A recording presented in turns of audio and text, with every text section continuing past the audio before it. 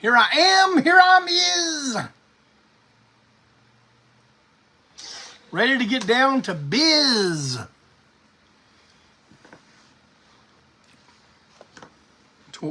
To quote Malcolm Tent, that's what we say in the business. We're ready to get down to some biz. Hello, everybody. I can see better who's joining me on the computer, but the phone is more accurate and faster. What should I do? Well, here we are on Break On Through. How does it feel to break on through? You know what to do. Man, I got a good topic tonight.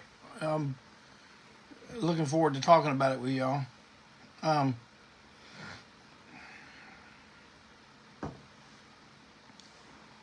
going to be talking about the drummers. The drummers of Antiseen. All of them. 2, 3, 4, 5, 6, 7. There have been 8. Wait a minute. No, 9. I skipped one. Hold on.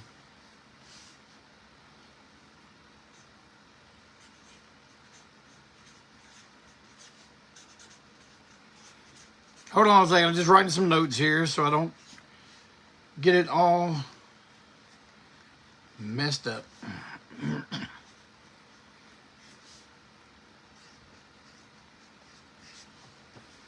All right, now.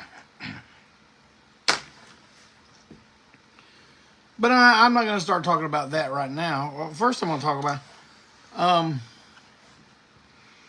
the Dead Boys.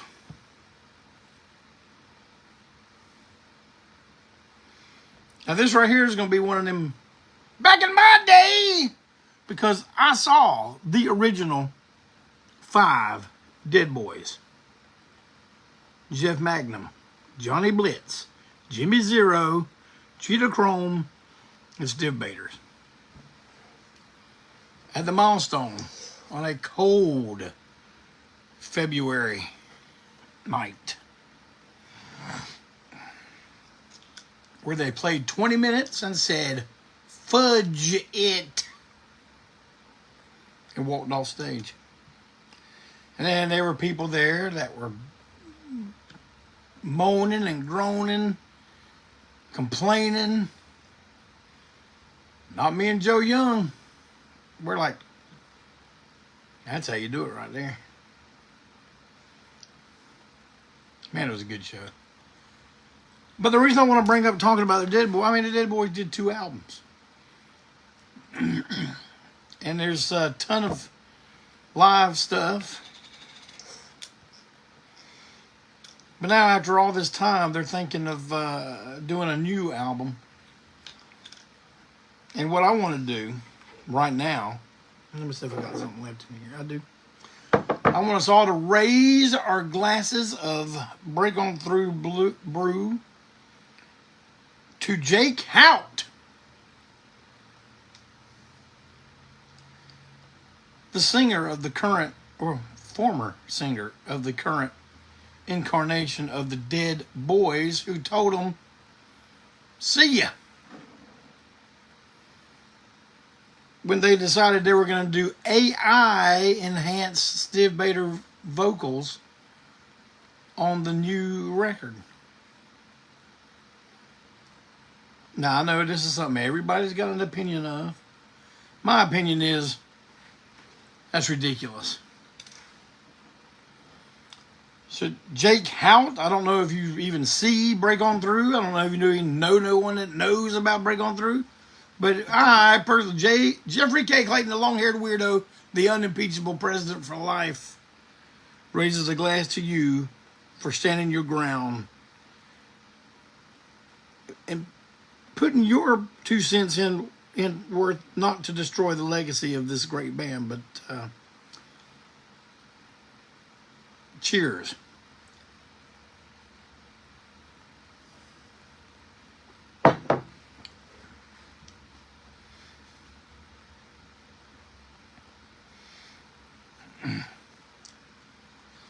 No, is it bothering me? No, it ain't bothering me. I'm not. What am I gonna do? Like rush out and buy the LP or the CD or whatever, and then sit there and with my arms crossed and complain about it? Nope. I just had a little opinion about it. I think the young man deserved credit for standing his ground for something that I feel is very important. So,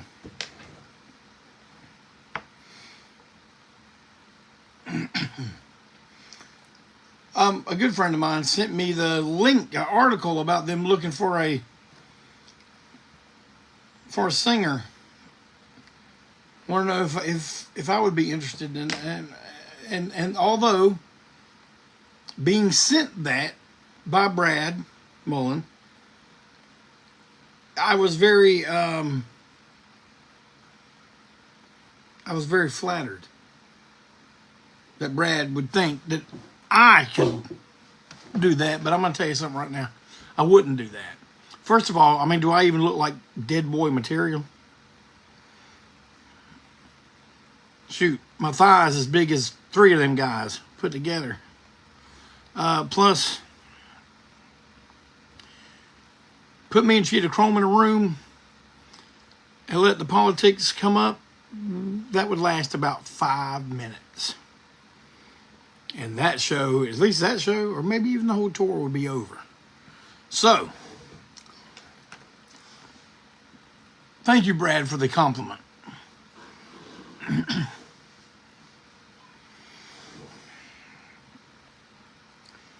December 7th, Milestone, Charlotte, North Carolina.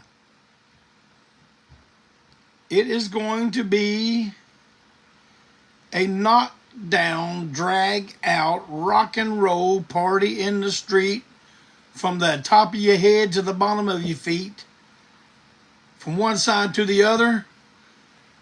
Tell your pappy, tell your mother. It is going to be off the hook.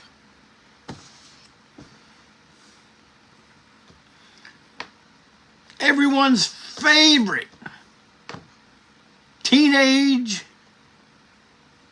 rockin' combo of joy and peace. Antiseen, along with special guest Dallas, Tetanus, and Future Hate.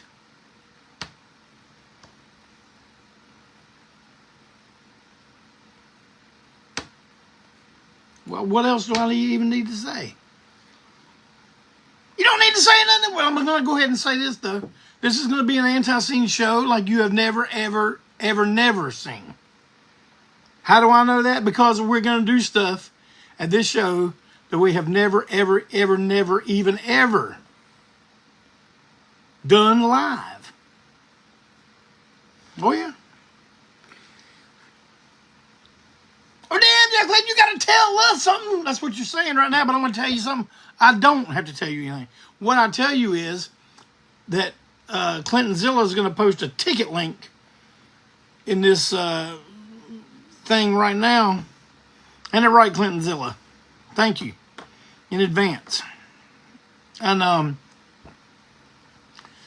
you need to buy a ticket. That's what, see, I got to tell you something I just did. I tell you got to buy a ticket. Or, you just walk up to the door that night, Saturday night, December 7th, a day of infamy. You just walk up. I'd like me one ticket there, cowboy. They'll take your money, stamp your hand, tell you to go in there, do a little dance, make a little love, get down tonight, but do it right. Now I'm going to announce it one more time before I sign off tonight. But now, I don't even know why I got on the subject. I guess I was thinking about them recently, the drummers that have played in Antiseen. And I know y'all are going to want some some dirt, some mudslinging. There might be a little bit. There's Clintonzilla with that link. But see, man, while you're sitting here listening to me talk, you can go buy a ticket. You can go buy 6 tickets.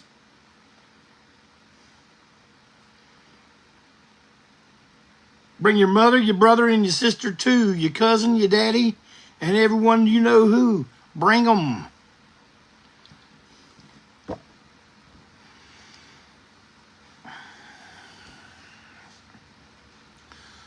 Well, I guess what we're going to do right here is go back, way back into time, to the first person to sit behind the drum throne, or on the drum throne, in Antiseen. Ollie is here from the UK. Let's everybody say hi to Ollie. And we have, of course, hello to everybody else, man. Great to see you all. But the first drummer we ever had, when the band started, the idea was, from me and Joe Young. The third person to come on board with this, well, that's not entirely true. Hold on, I'm getting ahead of myself. We were 4 people, a guy named Don Motes and a guy named Mitch Cooper was the drummer. Our idea was we would have 2 guitar players. One would play a high register, high pitch tone. One would play a low, bassy tone. Kind of taken from the Cramps, the early Cramps. But that idea never got off the ground. I think we maybe had 1 practice with that kind of thing happening. I'm not going to go into the specs of the history. I've done that before. But we're going to talk about the drummers themselves. Now, I'm going to say some things here, and it might sound mean-spirited, but I'm telling you, it is not intended to be. But here's the thing. There were only a few rehearsals with Mitch. There were only 2 shows. Yes, the very first one, and one like a couple weeks later. That was it. Now, Mitch seems to think that after 41 years that I've got some kind of issue with him. The fact of the matter is, I do not have an issue with Mitch Cooper.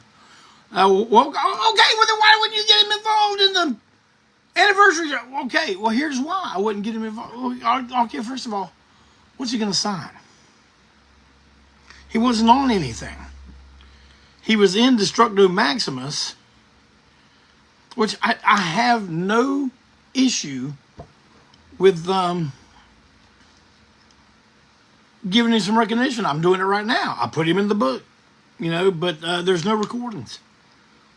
No recordings. And I don't know, at the 45th, man, Mitch, if you're hearing this, if you hear me right now, at the 45th, man, if you'd like to come, sign copies of the book, meet people, maybe just have some people get their picture, the first drummer ever, I'm all for it. So if you don't hear this, Mitch, if someone else hears it, pass it along to you.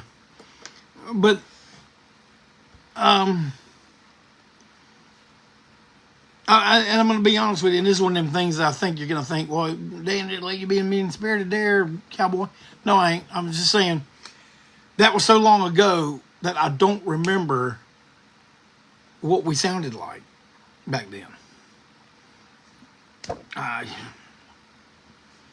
So, yes, Mitch, I'm all for giving you credit for being one of the 4 people that were the very first, the nucleus.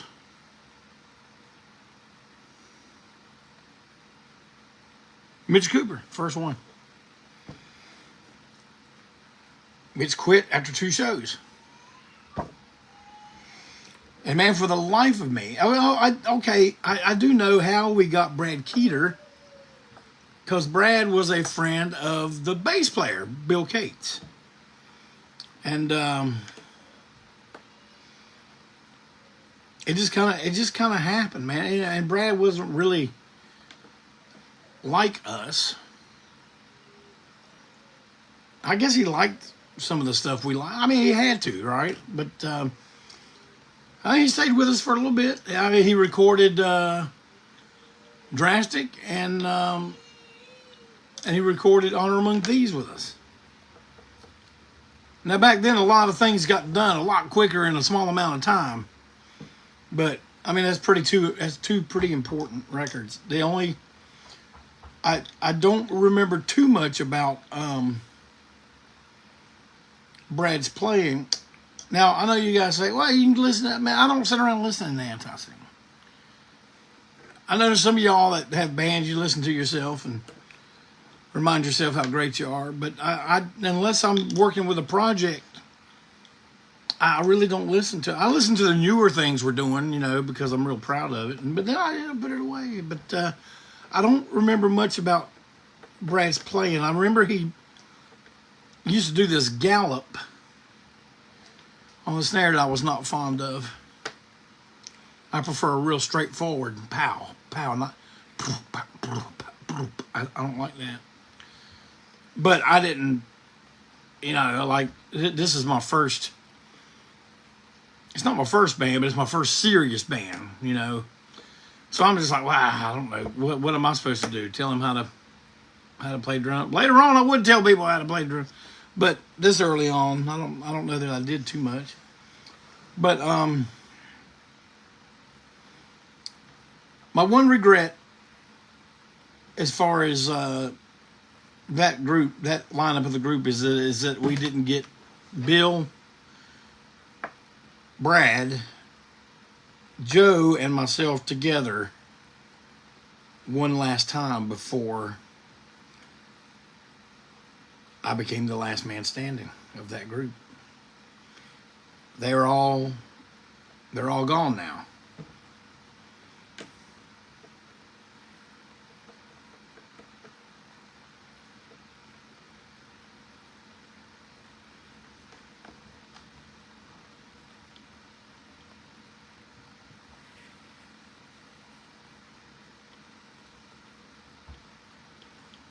He does talk about recording GG and Antiseen at Peninsula. Well, Mitch was not there, so I don't know what he's talking about. Steve Sadler played on that stuff. But, and Doug Throckmorton. Doug Throckmorton played on the album. Steve Sadler played on the singles that came after. But, anyway. And Brad had to be ceremoniously let go. And like most firings that we did, we were in that whole cut off your nose to spite your face mentality. So we let him go with no one lined up.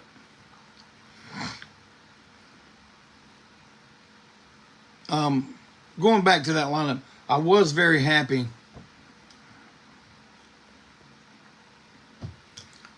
That we did get Bill Cates back on stage with us one time before he passed away. So Dave says he was just, that it was, okay, I got you, Dave. Sorry, Mitch. Didn't mean to be disparaging about that. Okay. So after Brad Keeter was Doug Throckmorton. And man, when I got to tell you, when the first time like we heard him play, like we didn't even have to discuss it. Oh, you're in. You know, what do you think? Like we were just like, yeah.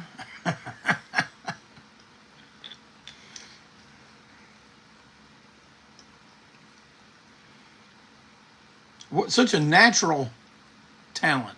And that it was natural. Like he did things that were so busy, so complicated, but made it look like most people just going boom pa boom pa boom pa, but he's like boom pa. all this kind of stuff. It made it look like he did it with no effort at all, and such a powerful drummer. I don't know how those drum kits withstood his hit sometime, but and here's the not so pleasant part of the story. Doug had a lot of issues, and I'm not saying issues, towards but just his own personal demons, for the lack of a better word, and man, he did not like the travel, not at all. No matter where we went, I mean, he had a good time when he was there. Don't get me wrong; he wasn't like a wet blanket the whole time, crying and going, "Woe is me." But Doug quit at one point, and he quit right when we were getting ready to record an album for Dog Meat Records in Australia. He's thinking, we are going to be recording for an Australian label. What that might mean, we have to go to Australia, which has never happened, by the way, Australia. But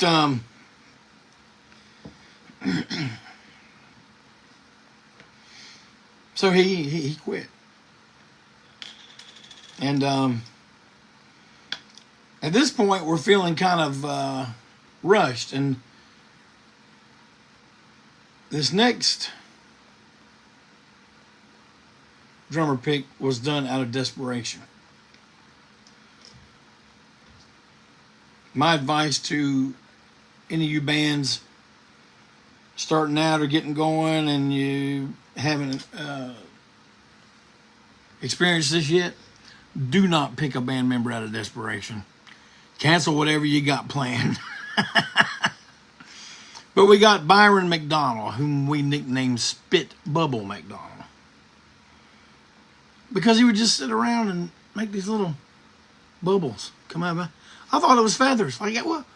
How the heck's he getting feathers to come out of his mouth? But Tom hit me to the fact, man, he makes these bubbles out of his spit, and they just go. I'm just like, oh my gosh. I mean, I knew pretty quick that this was not going to last long. He was a good drummer. Don't get me wrong. But man, when he heard Noise for Second Noise was his debut and swan song with Antiseen. But when he heard that, I used to hear stories about how the guys in the Heartbreakers, Johnny Thunders and not Tom Petty and when they got LAMF, they were just like, all right, that's it, I'm done. And that's what happened here. He was just like, because he wanted his drums to sound like Eric Carr's drums. So one day he called his old man to come move him out of our place, and when me and Tom got home, he was gone. So that was made easy. But I'm thinking he only played one show with us. One show, one album, gone. But he was way younger than us for one thing. Even back then when we were in our late 20s, early 30s, he was still too young to have been with us. He was way hyper. And I mean, like now, it wouldn't even be a question. No. But back then, we were thinking we could tolerate that kind of behavior, but we could not tolerate it for long. So we got stuff lined up. And Byron exited stage left. Stage right even. So what are we going to do? Well, Doug, come on, please. Will you do these shows we got booked? So Doug came back. And man, we did a lot of stuff in that time period. We played a lot. We traveled a lot. And man, it got so bad. Doug really had to have a real heart-to-heart with me and Joe, and he just said, guys, I cannot travel. I can't do it. And there was never a falling out. Man, we always loved Doug. We had him back at the 20th anniversary show. I think that's the only one he played at. But we sure would have loved to have had him at more. I had plans for him to be at the 45th. But sadly, like Brad Keeter and Byron McDonald, Doug Throgmorton is also no longer with us. Well, around this time period, after Byron was out, Steve Sadler was our sound man. We used to have traveling sound men, merch men, everything. You know, back when you could afford to do that. But I always knew Steve as a guitar player.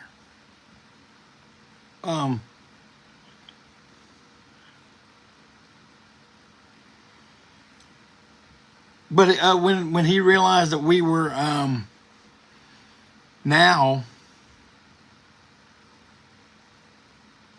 we've now lost Doug for the second time, he just says, man, I think I can do it. What, play drums? Yeah. He lived in Myrtle Beach too now. That's 3 hours away. But Steve Sadler was there, and Steve Sadler never missed a practice. Steve played a lot of shows with us. This would be the Southern Hostility time period, 91, maybe late 90, 91, 92. We played a lot.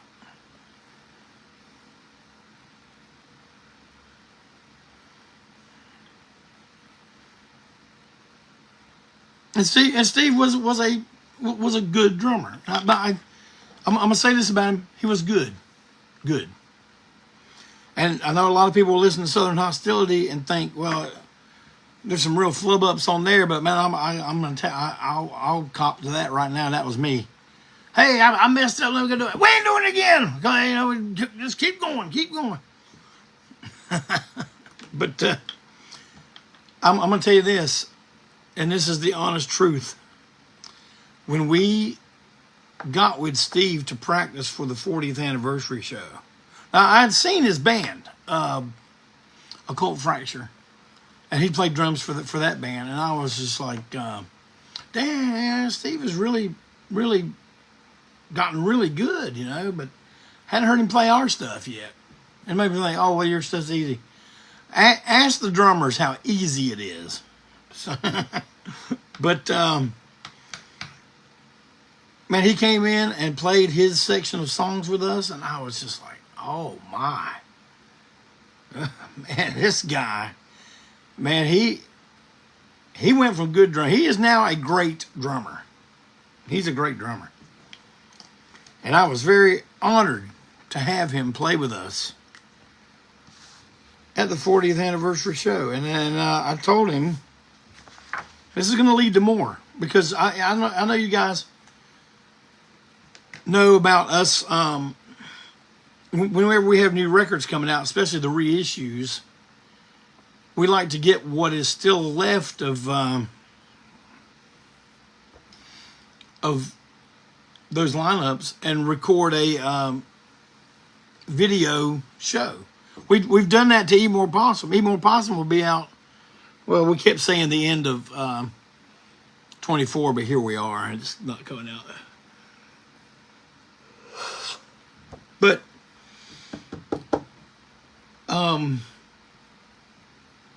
when it's time to reissue Southern Hostility, I can foresee myself, along with Walt Wheat, Steve Sadler, and Tom O'Keefe, getting together to record a video concert of us performing Southern Hostility in its entirety. Can you dig it? I'm going to ask you that one more time. Can you dig it? And I'm going to say what you know. I'm going to say, you got to tell me something.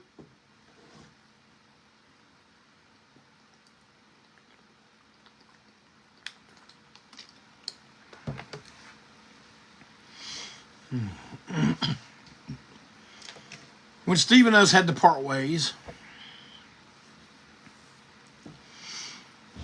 the next drummer to come in was my little brother, Craig Clayton. I wasn't even aware that he played drums.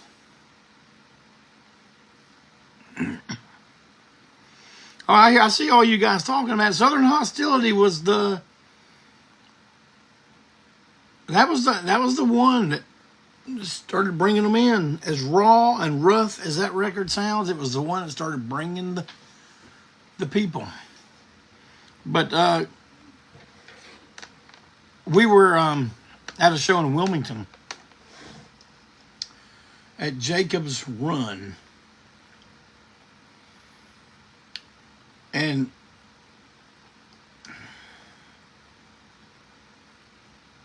we'd had some words with Steve that night. I'm not trying to bring up all the bad stuff, but I just like Greg's band was opening for us. And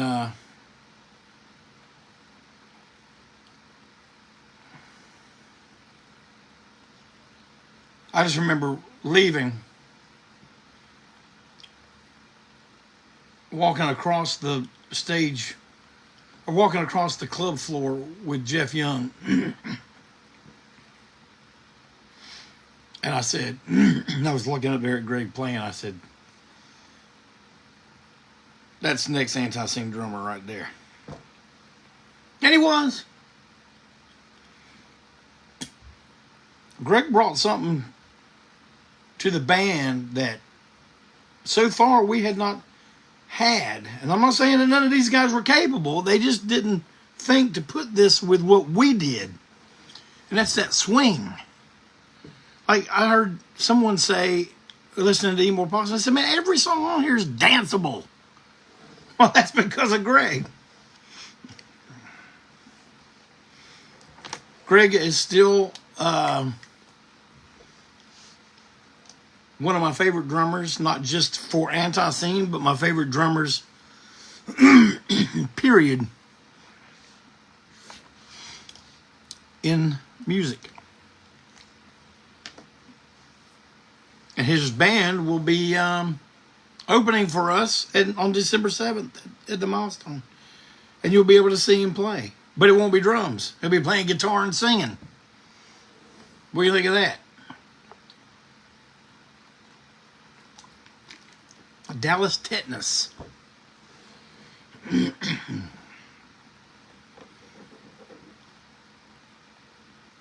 I guess because we're brothers. You think, well, because you're brothers, you should have been understanding. Because we were brothers, when he left, it kind of hit me hard. And I'm not proud of the way I acted for quite some time about it. But you know what the kids say these days? It was what it was, it is what it is. But, and if I never told, I'm sure I have. But I was very proud of his success that he had apart from us. I'm very proud of the things he does now. I'm really proud of him with this new band, man. He's having a ball with it. And that will show when you see them perform on December 7th.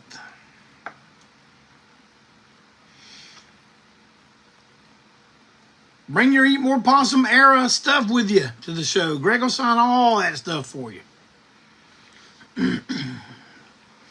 Well, when Greg left, man, we kind of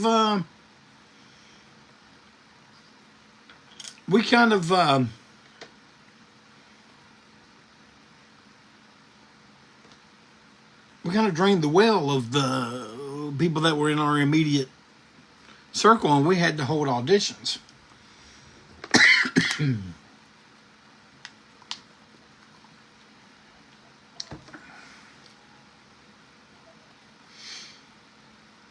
And we got we had a few, and nothing was knocking our socks off at the time. But man, here's what happened. We had two. Sorry, working class, but we didn't know there was two left. We just had two scheduled. One was Barry Hannibal from Bloody Mary, who we knew as a bass player. See, they get switched around all the time. Oh, yeah, I didn't know you played drum, or because I saw you play. But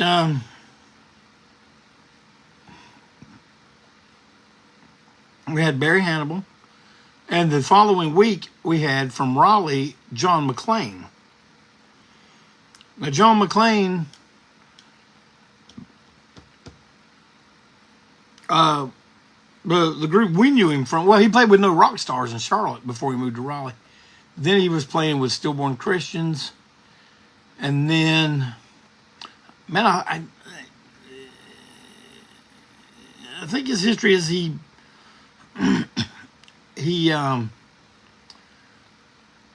played with the Ugly Americans. But I would have loved to have had John McClain in our band. And as far as I was concerned, I was waiting for that audition because I knew it was going to be solid gold. And I was right. But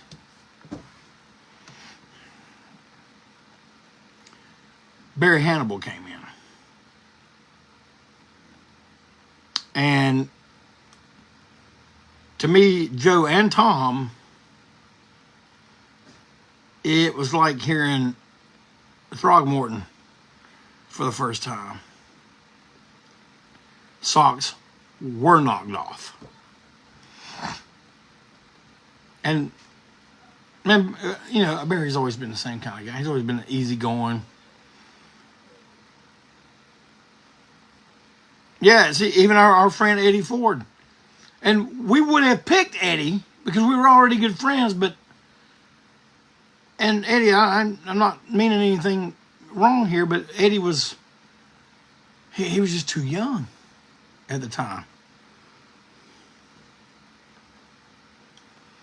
So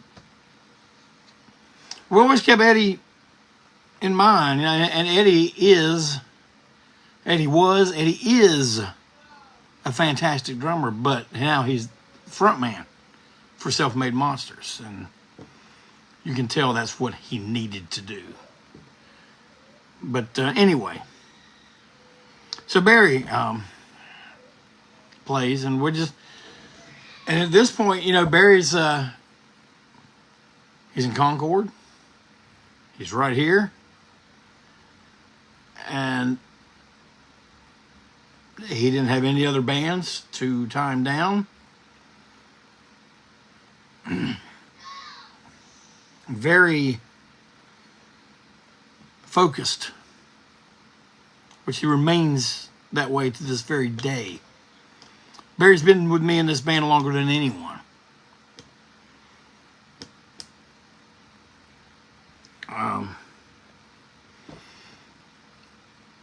But we had kind of made our choice.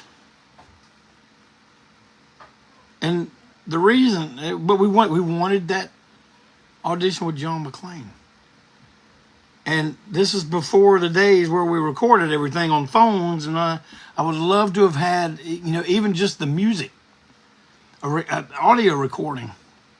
But here's the things that John had working against him. Well, he lived 3 hours away. John always had a lot of bands. And John was kind of, and I'm not meaning this in a disparaging way toward John McClain, but he was known to jump bands. And so we just kind of weighed that out. And it's like, I loved the audition. The audition was so much fun. But we said, John, man, I think we've made our pick. He's like, well, I still want to audition. And we're just like, well, yeah, we want to play with you too. And we did it, and we thanked him and everything, but I think he saw that writing on the wall. I don't think he was surprised. I don't think he held it against us either. I mean, he knew the score. Well, Barry did a long stint. Did a lot of stuff with us, and then kind of reached a point in his life where he felt like he needed to not travel so much and stay home. Man, do y'all hear it combing? Goodness gracious. The reason I started these shows at 7 was so he'd already be in bed, but it's 7:41, as you can see. But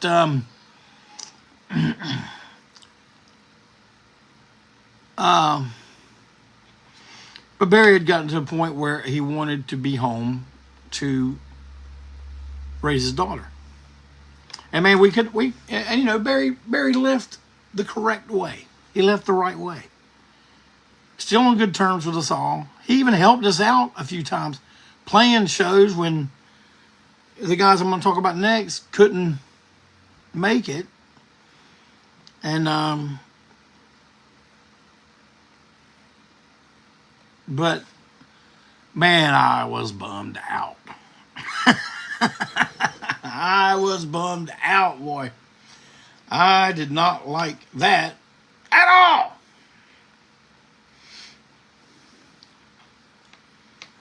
I don't think I ever made a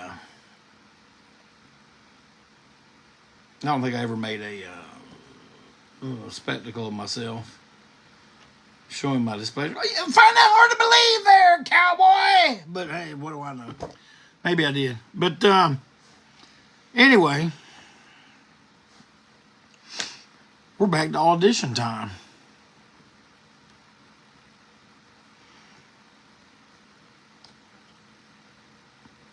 And this guy we knew from Hickory, North Carolina. He put on shows. He had bands that opened for us, you know, the whole time. And a fellow named Phil Keller, and he was a big fan.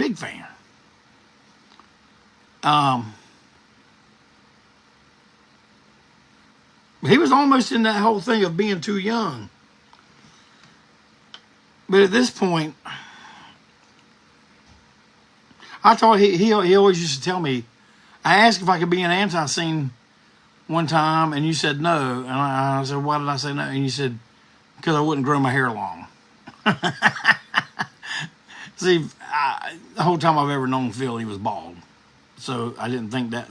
I figured if I said, oh, you got to grow long hair, that would, you know, keep him from asking.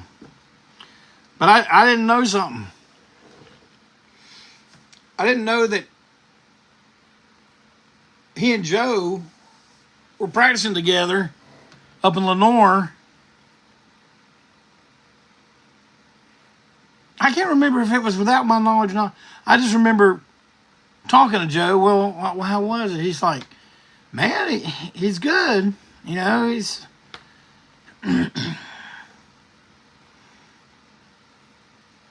He's really good. You know, he's like, I think you'll be surprised.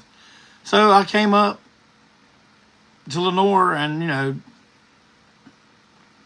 we'd already had John Bowman. John joined before Greg quit. See, Greg joined I didn't even say that. Greg Clayton joined again after Barry left and did some stints with us. You know, some runs. He did a festival in Germany with us, and that was John Bowman's first show. So there was a lineup of Bowman, Clayton, and Young. So a couple of these guys did multiple tours of duty. I'll go over that in the end, but yeah, we got Phil, and man,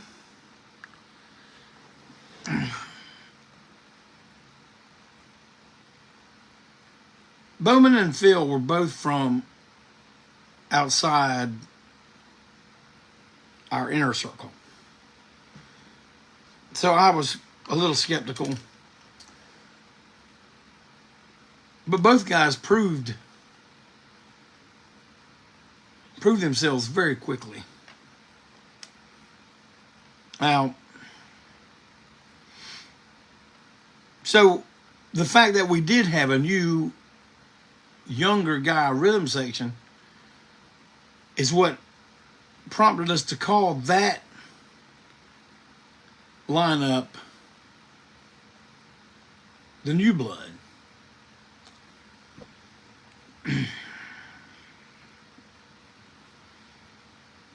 There were some very unfortunate things, though, that started happening right when that kind of got off the ground. And that was Joe's abilities starting to deteriorate.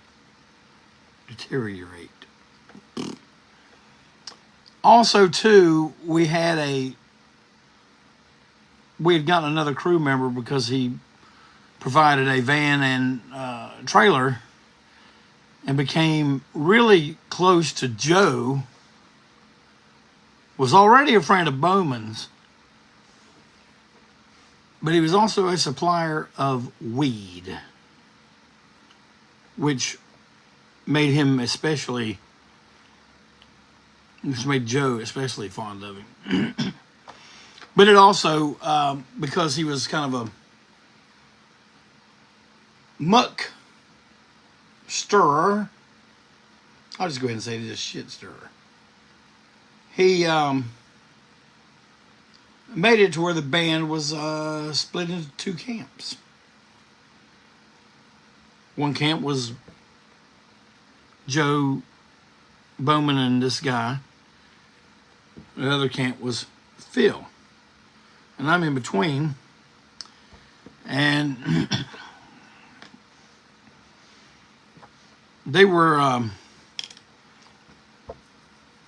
kind of rallying for me to get another drummer, but by this time I had grown really fond of Phil's on stage playing and his recording. We didn't, but that's the thing, we didn't do much recording because Joe couldn't be counted on to learn new material, so we never even recorded a proper album. We recorded a bunch of singles.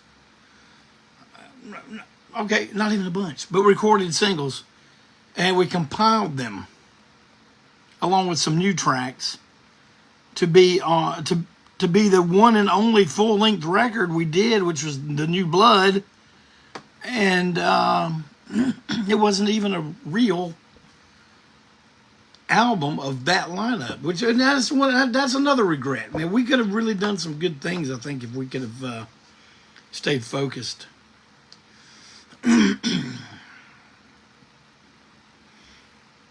But Phil's live thing. See, now this is one thing that Joe and I we did. There was a lot of stuff me and Joe and I didn't see eye to eye on, but the things we did, man, that was really that was like, And people would say, well, Phil had a tendency to sometimes play too fast, but we're like, we'd rather have someone that played too fast as opposed to someone that played too slow. Those earlier guys, man, sometimes they would play too slow. The international sign for speed up was like, I used to have to do this, turn around to them, come on now. But I haven't done that in years and years and years, decades. And then Phil would develop this gimmick of yelling out the song titles before we'd play, which I really liked, because a lot of times I couldn't see damn set. But yeah, I liked that. I really liked it. But then, for whatever reason, we got 5 years out of each of those guys. John was asked to leave. Phil left. And here's the thing. It has been brought to my attention that Phil has posted publicly that he and I are no longer friends. And I'm just going to tell you this. That's from his end. I have no ill will against Phil. I don't know, what has happened, but I'm hoping. I was hoping. Here was my plan for the 45th anniversary show to have the New Blood and the Blood of Freaks. But Blood of Freaks ain't happening now unless it's just me, Walt Berry, and Tom O'Keefe, which I guess that's one way to look at it. But and New Blood. But I mean, everything's good with us and John Bowman. John Bowman even did some fill-in shows for Barry when Barry was on bass. Barry was on bass at this time when we got Phil on drums. No, after John left, Barry was on bass. But I don't know. I can't sit around concerning myself with people's hang-ups. The 45th anniversary show is still going to go on. But that's my invite. That's my invite right now to John Bowman and Phil Keller. If you care to be part of it, we would love to have you. But then Phil left. John was gone. So it's back to auditions.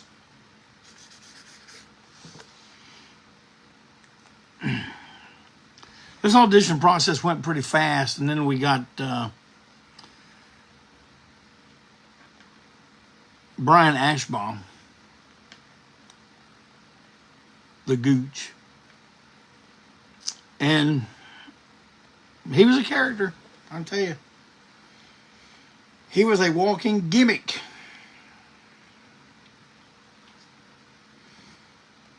And for Gooch is one of the. I'll say this. Complete transparency. I'll say this to you.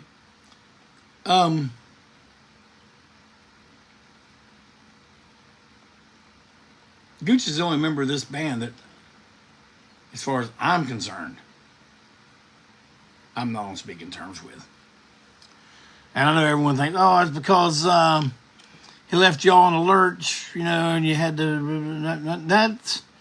That was just a bad way to do things. But I'm not going to go into all those reasons and all. But I will say this: live, he was a one-man show. I'll give him that. He was amazing to watch play drums.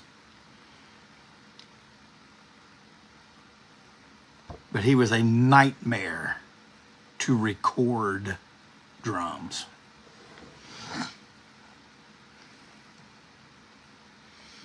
Yeah, Mark, his mom quit the band for him by phone. But you switch hands that you hit with snare with. One is strong, one's not so strong. And man, when you're the guy recording it, and then you realize you have to ride a fader on the snare. And we used to argue about this. All the guys in the guitar, drums, guitar, bass, sync me would argue about this. I'm just like that. I said, when you can't play solidly straight and put a mic on the snare and it'd be the same from beat number 1 to beat number 500 at the end of the song, then you're not a good drummer. Oh no, that's a good drummer. That's a good drummer right there. And more in his plus column. He was a complete pleasure to travel with. And I'll say this, no matter what drink or drug he was doing, he never messed up on stage. No matter how zonked out of his brain he was, and I didn't know it, they would always keep it from me, of course. But as long as he wasn't messing up, what could I say at that point? At some point, you got to stop being these guys' den mother and treat them like men. But, you know, some people don't care if they embarrass the whole unit. And I'm not wagging my finger because I've embarrassed the whole unit plenty of times on my own. But yeah, Gooch. We usually keep these new guys from out of the circle. We keep them about 5 years. And that was Gooch's shelf life. So then, here we are. Barry Hannibal bass, Mad Brother Ward guitar, Jeff Clayton song, dance, kung fu moves, nunchuck displays. We had no drummer.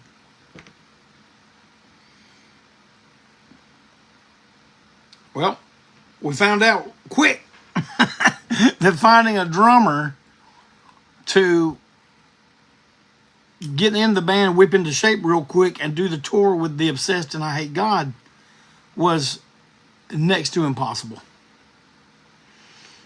So Barry suggests, let me move back to drums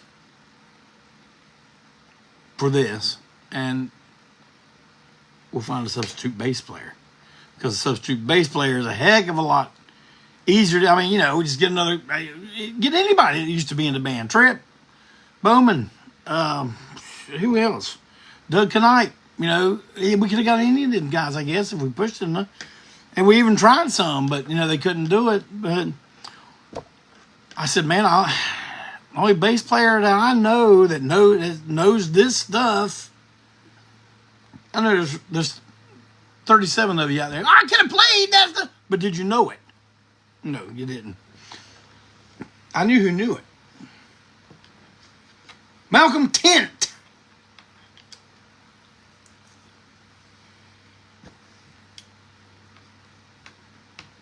And I think I sent him a text that said, would you like to play some shows with the South's premier boogie band? He knew what that meant. And he answers back, yes. Didn't know when it was, didn't know how many there were, where it was. He was in. And man, we did that whole tour with minimum practice and knocked it out of the, as the kids call it, park. But I thought that that was it. He's going to do that. But then he contacted me and said, I would like to do the bass playing position permanently. And I said, man, I appreciate that and all, but I got to remind you about something. We're in Charlotte, North Carolina. You're in Newtown, Connecticut. That's not just a hop, skip, and a jump. It's also a few cartwheels, a few backflips, more hop, skips, and jumps, and then a long walk and a short run. He's like, I don't care. I want to do it.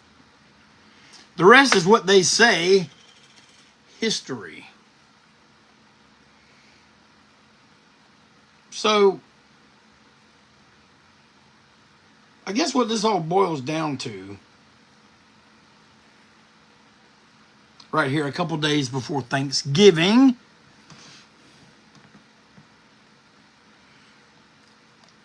sometimes when you write stuff down in a list and have it all like this, me and Clinton Zilla have talked about doing the Antiseen family tree at one point. I don't know. But, when you see it right here, it made me, I thought about this today, and I'm just like, you know what? Supposing I'm being interviewed and someone says, "Hey, do you wish you could have changed?" And yeah, when you think about it, you think, well, yeah, kind of wish I didn't have to go through this, kind of didn't have to go through that, all this kind of stuff. But you know what? I'm thankful. I'm thankful for everybody that has ever done a tour of duty in this band. All the way from the early days in 1983 all the way until tomorrow.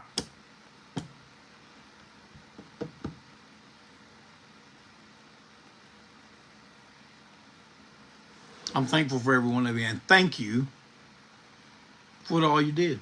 Now, some of these guys now, they did more than just play drums.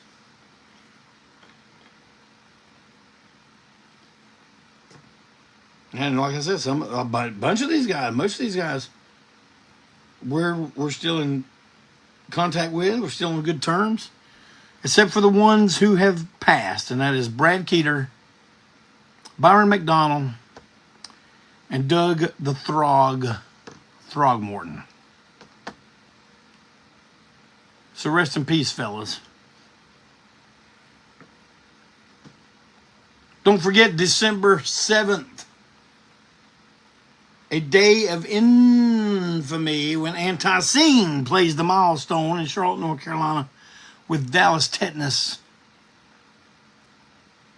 and Future Hate all the way from Mobile, Alabama. Can you dig it? You don't have to ask me if I can because I already know I can. I just need to know if you can. If you're thinking you can dig it, then you need to go buy you a ticket. The link is in the comments. Clinton Zilla put it there personally. I saw him do it. Well, I didn't see him do it, but I saw the results of it being done. And I'll have another break on through before the show, so I'll have another time to tempt you and let you know what a great thing you're going to see, and if you don't make it, what a great thing you're going to miss.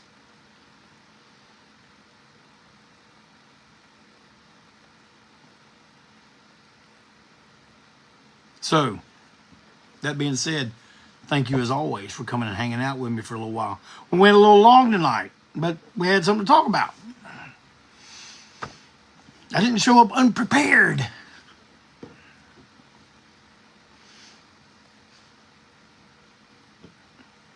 Brian, happy Thanksgiving. Happy Thanksgiving to every one of you here with me right now. Happy Thanksgiving to all of you watching on replay. If you watch it next week, if you watch it Thanksgiving night when the family's all around the table eating dinner, you say, I think I'm going to put on a little break on through while we're eating dinner. Hey, I'm thankful for, I tickled myself on that one. But, yes, sir.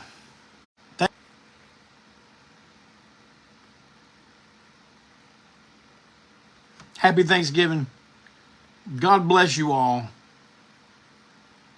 I'll see you next week right here on Break On Through.